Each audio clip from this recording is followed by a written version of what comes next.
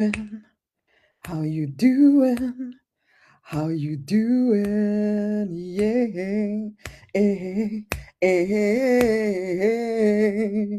Hello, hello, hello. Welcome, welcome, welcome to the mini Spirit Speaks experience with Rosemary Lonely Knight. How are you doing? Hey, I'm Rosemary Lonely Knight.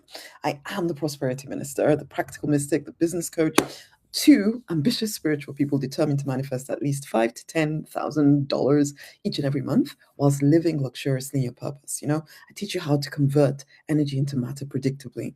I teach you how to leave behind the pain, the limiting beliefs of the past, to rise victorious in your true design life, which for everyone is a free, fulfilled, financially abundant, love drenched life. If you will claim it, okay? And how we combine practical action and the spiritual internal action to create real world results. So if you want to understand more about how that works, it starts with you getting a copy of my book, the Money Manifestation Mastery and Strategic Divine Guidance book. You can comment or message me the word book and I'll get that to you. Okay, so let's begin by reading the divine download for today. Now, the divine download for today, it's to explain what the divine download is. If it's the first time you've listened to me do these things, it's ultimately every day I sit down with the divine, and ask the divine for a message for the community. Usually, my community of paying clients. So in the Deliberate Millionaire Gathering, okay, and that message comes through. My clients then get to sit with it. Hear what the divine is saying to them specifically and all of that stuff. Now, recently I've kind of felt this urge to share some of my previous messages. I've been doing this for years now, I've been doing this for years now. So at least 5 to 6 years or something. So I have this whole back catalog of divine downloads. So I pick some from the back catalog and use it for these live streams and share them with you. Okay. And for you, the benefit of this is that these are okay. They're not the things that I downloaded this morning, but the message in them is timely. It is something that you need to hear today. So listen to me as I read through the divine download and then allow the divine to minister to you. You are that ambitious spiritual person. You know that you're here to use your skills, your spiritual wisdom, your current expertise, your self-help knowledge to change people's lives, to change your own life first, to create income for you, to create generational wealth, all of that stuff. You need that strategic divine guidance, that timely guidance that will enable you to know what your next step is. Let this become something like that for you. Okay, so listen in anyway. So we'll start with the divine download that I'm reading, and this came from May last year. This is it. Listen. You can even close your eyes and listen to the words. Let the divine minister to you using these words right now. There are so many different layers to freedom, and though you claim to want it, you also don't. To be completely free can mean to your more fearful side that you will separate even more from family, from friends who hold to bondage in a certain way that used to be okay to you. It is no longer okay to you, and you want freedom from that particular form of bondage, but not at the expense of being unaccepted by the people around you. And so you hold on to bondage whilst telling yourself that you want freedom. This sets up an inner war, a feeling of being wrong. This is judged as the fact that you are wrong and bad and therefore unworthy of any good thing. You then spend a lot of energy in this more surface kind of space trying to pretend you do not feel like a bad person. You overcompensate for this feeling of badness, trying so hard to feel like a good person or to prove you are a good person, to act like a good person would. It gets very confusing inside of you. And again, more of your energy goes to feeling better in bondage than actually to setting yourself free from bondage. Do you understand? Let's go to the root and set you free from the false standard.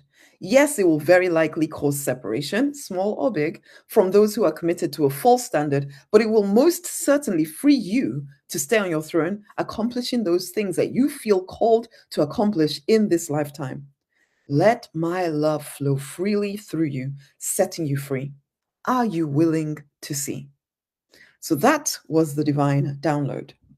Okay, so this is what came through me as I was reading that and asking, okay, so what is the more recent message around this message today? Okay, so The divine starts by saying there are so many different layers to freedom, and though you claim to want it, you also do not. And that's where we're going to begin here. There are layers to freedom. So whether it's financial freedom, emotional freedom, living in your purpose, the freedom to do that, to leave behind trauma, to be free of trauma, free of limiting beliefs of the past. So you want to be completely yourself. That is true freedom, isn't it? But then you also don't. And it's not because you're lying about it. You do actually want to be free, but as the divine download said, the freedom comes at a cost. And you're not sure you want to pay that cost, because that cost can mean that you're standing apart from people who are still very committed to the bondage that you're trying to leave behind. Okay. And so it can mean not belonging in the same way that you used to. I know it took me a while to, because I was brought up Christian, Catholic, all of that stuff. It took me a while to walk away from Christianity in some ways, not completely, but yeah, mostly, because my whole social circle was there. So it's like I knew what it was like when people stopped coming to church or whatever, that we all kind of stopped talking to them, not necessarily deliberately, but there was a feeling of, well, we're just so caught up in what we're doing, and we're all doing it together, and now suddenly this person's gone off, so you just don't see them very much anymore. Even coming out of pharmacy, same thing. This feeling of, okay, now I'm going to start referring to myself as a coach. That kind of sounds really weird. So yes, I want to be free, but there's part of me hiding from that freedom. And I had to face into that. Some of y'all have to face into that too. You say you want freedom. You say you want this big, expansive life, but you're not willing to pay the cost of it. You're not willing to face into the fact that, yeah, sometimes it will mean that some of the people in your life just think, oh, you're just about the money now. Or you, oh my God, you're backslidden. Oh my gosh. Or you're going, or who knows, whatever. Whatever. It depends on where you're coming out of. It could be family that they just don't like you making certain new choices. And you know, because you've seen other people making those choices possibly, and you judge them for those choices. So now suddenly it's your turn, and it's like, do I want to pay that price? Do I want to be the person that is being gossiped about, that is doing this different thing, who is standing up for themselves? But nobody ever says it that way. It always sounds as if you're doing something really bad. And because you've been part of that, now it's like, ooh, do I really want to be the brunt of all that gossip and people thinking bad of me and all of that? Freedom does come with a cost. Freedom comes at a cost. It's like all of us shouting for, we want this uncommon success. Are you willing to do the uncommon things in order to have that success? That's the question always. The divine goes on to say, to be completely free can mean to your more fearful side that you will separate even more from family, from friends who hold to bondage in a certain way that used to be okay to you. We've talked about that a little bit here. There are certain family expectations, certain religious rules, certain cultural traditions, or certain ideas about loyalty and duty and how you're supposed to make money or use money, what a good person is supposed to do or not do, what you're allowed to want or not want. How dare you desire so big? You're just too greedy. That's it. And people can label you because you're trying to step into the life that you're meant for. But then, oh, you're getting too big for your boots. How dare you think? And almost nobody says that to you, but they treat you that way. Sometimes people do say it to you as well, basically. And for a long time, these are things that you didn't question. You went along with it. It was just the way things were. But now you're evolving. You want more. Something inside of you is waking up, and it's not okay anymore.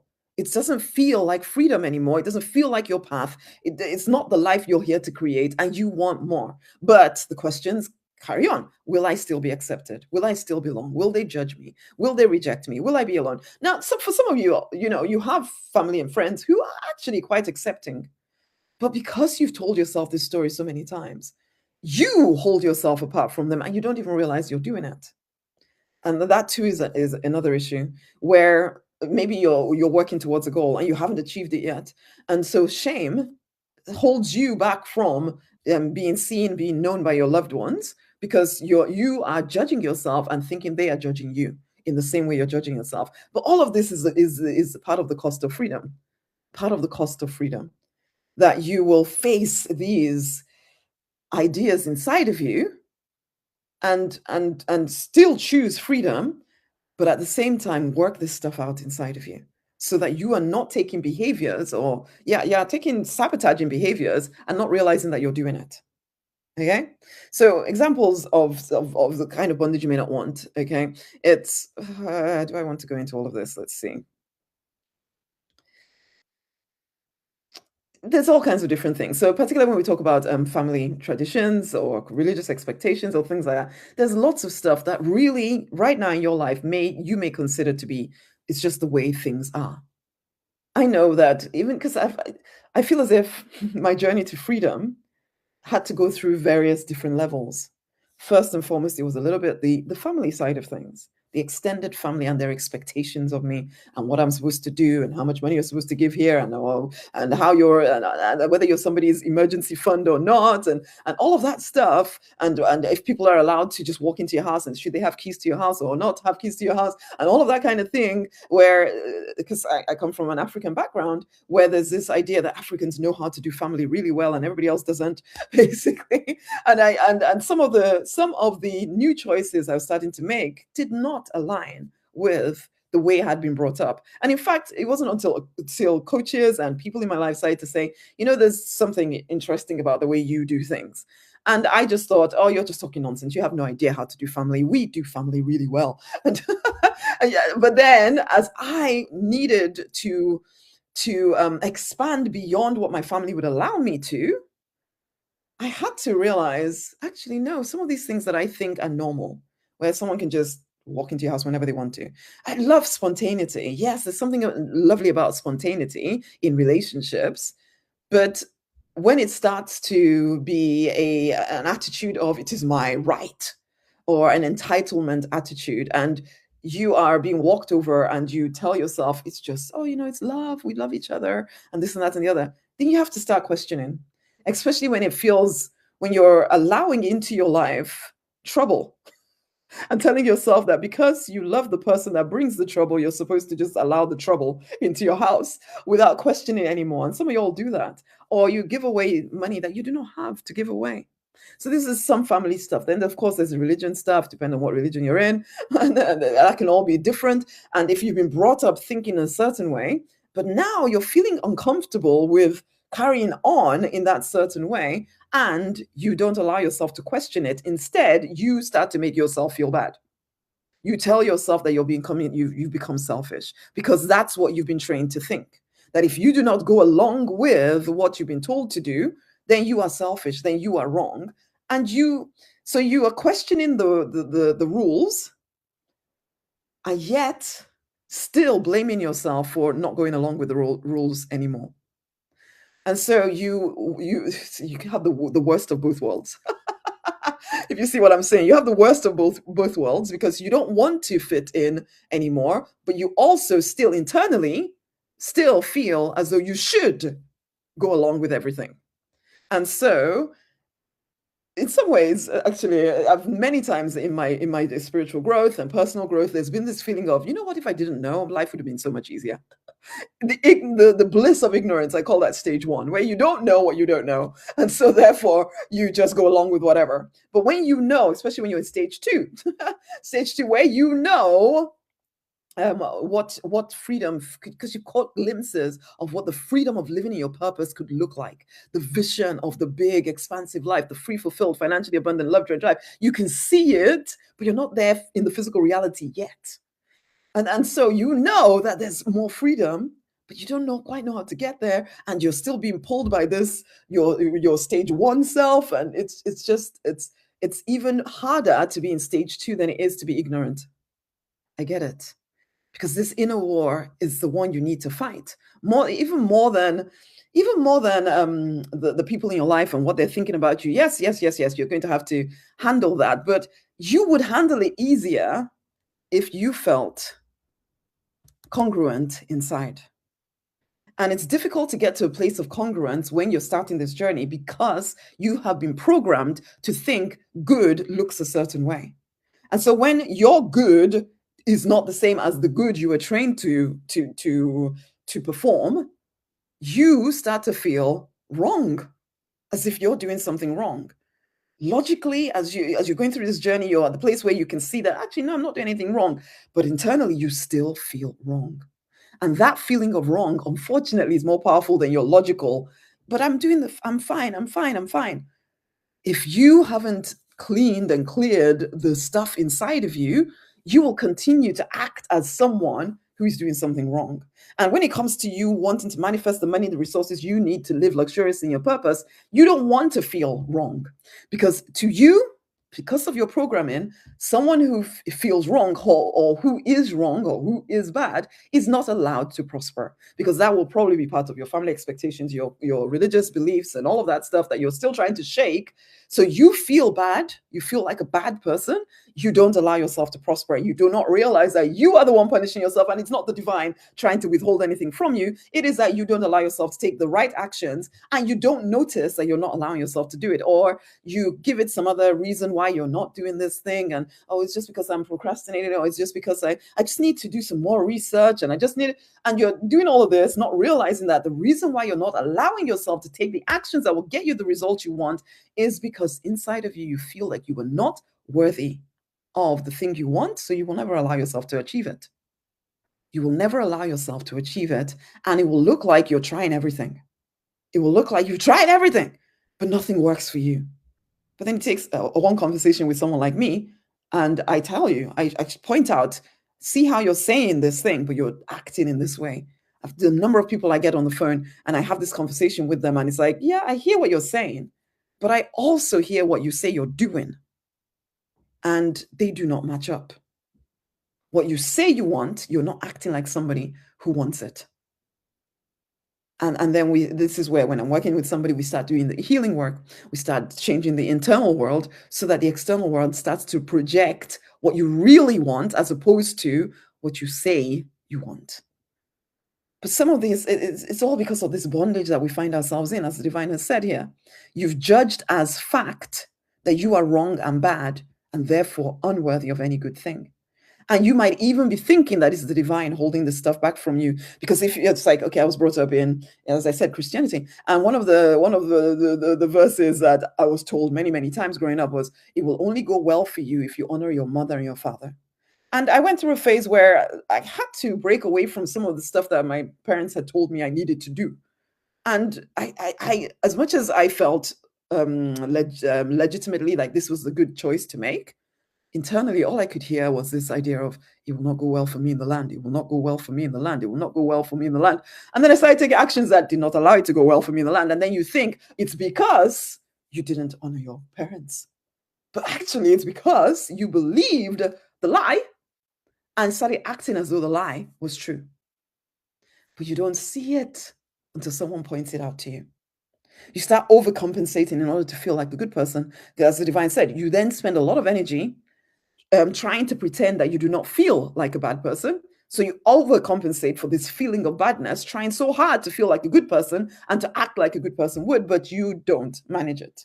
It's exhausting as well. You start overgiving, over explaining everything. You keep saying yes, trying to get yourself feeling better about things. You keep performing this goodness and proving how loyal you are. But all of that is time and energy taken away from actually building your vision.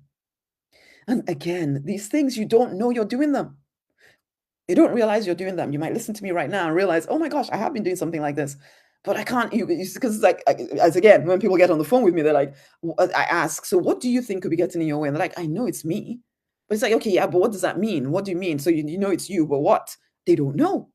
So we all kind of know. If you've done any personal development, there's the knowledge in all of our heads that something we're doing is obviously getting in the way of us getting the result we want, but you don't always know what that thing is that you're doing. And this could be one of those things. You say you want freedom, but are you willing to pay the price of freedom? For me, it was revelatory that I could say no to some of the things that I had accepted as, this is just the way life was supposed to be. I had to say yes to family. I had to say yes to God in the Christian arena, and that's the only way I could get to know God. Even though it got to the point where it felt as though my religion was getting in the way of deepening my connection to the divine. And I was still like, oh, but I don't want to end up in hell for all eternity and all of this. There was a lot of stuff that I had to work through. Some of you, there's a lot of stuff you need to work through, and you're not doing the work yet. It's time. It's time. Yeah. Because the truth of the matter is, like, as I say, reading the Bible and all of that stuff, even like Jesus said, I will put a sword between you and family. But when it comes to actually working it out, People forget those things and think, no, no, no, no, no, I'm supposed to be super good and super nice and super kind all the time. When even if you look at some of the stories that we're told about Jesus and all of that, you can see that actually he was very clear about what he was on this planet to do.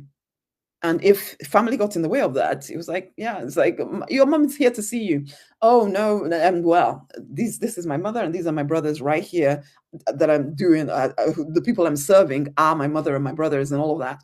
So I used to when I started to open my eyes to these things, I realized if I said that, I would have been slapped upside the head. How dare you? How dare you make other people more important than your family? But it's like, actually, I'm called to something more. It takes courage. Freedom does come at a cost.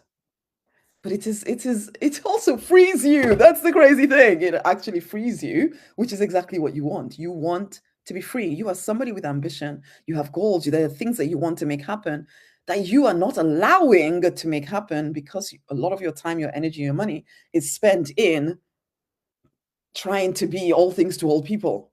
Nobody called you to be that. Nobody called you to be that. Being the nicest spiritual person on the block is not the goal here. But some of you have made it your goal.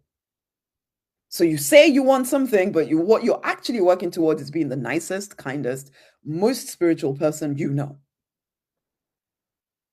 Okay, but that's not the goal, is it?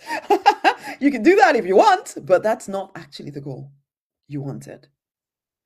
Truth of the matter is that you need to get, yeah, there will probably be a season of aloneness. There will probably be a season where you're alone as you discover who you are. But then you don't have to stay there that long. You can get on path, go to places, go to conferences, come and work with people like me, come into the gathering. You'll start to meet people on the same path as you. That way, yes, you may be leaving behind certain other people, although you may not, because when you suddenly truly fully own yourself, you might find that there were a lot more people in your world who were also hiding, but now you've come out. They're like, oh, if they can do it, why can't I? And so you might find that there are people in your current world who were just waiting for somebody else to be brave. But then also you put yourself in rooms where people are of similar thinking to you. That way, you don't have to be alone for a very long time. No, you don't. The divine does go on to say, are you willing to see this, though? Are you willing to see this? So, yeah, freedom, freedom, freedom, freedom. It does come at a cost. Are you willing to pay the cost? Because there is an inner war between that freedom and the belonging to the tribe that you really are trying to leave behind in some ways. Not necessarily, well, yeah, you are trying to leave them behind. Or you're trying to call them higher. Some will come, some will not. But if you keep taking yourself lower to be with the tribe, will you ever achieve your goals? It's unlikely. You are an ambitious spiritual person with a calling on your life. Will you allow yourself to achieve that calling? I hope so. Oh, I forgot to record this again. I was going to remember to record the actually from the source, but I forgot again. But it doesn't matter. Let us end this with the love prayer. So I'm going to share this on the screen. I think everybody should be able to see it. I'm not sure how well you'll be able to see it, but let me do that, and then we will finish that. We'll finish this with that. Okay. Hopefully you can see it. Let's say this together. Your love dissolves all layers of doubt. Your love dissolves all layers of fear. Your love keeps me focused. Your love keeps me clear. Your love dissolves all layers of guilt. Your love dissolves all layers of shame. Your love keeps me focused. Your love keeps me in the game. Your love dissolves all layers of regret. Your love dissolves all layers of despair. Your love restores my hope, my peace, my joy. Your love restores my youth and my years. Your love dissolves all resentment. Your love dissolves all hate. Your love dissolves any bitter root within me. Your love rebuilds my trust and my faith. Your love flows freely through me right now, resolving, dissolving, evolving. Your love flows freely through me right now, harmonizing and adjusting. Your love flows freely through me right now, resolving, dissolving, evolving. Your love makes me magnetic to the desires of my heart. I feel your love propelling me forward into greater and greater financial prosperity right now. Money, wealth, riches are flooding into my life from everywhere and in great abundance with ease, simplicity, and speed. Thank you. Oh, yes. And that, my darling, brings us to the end of today's Spirit Speaks experience, the mini version. I will see you probably tomorrow for the longer version, where we'll actually do the music and everything. So come and join me for that. But yeah, much amazing love. Go forth and prosper. Bye.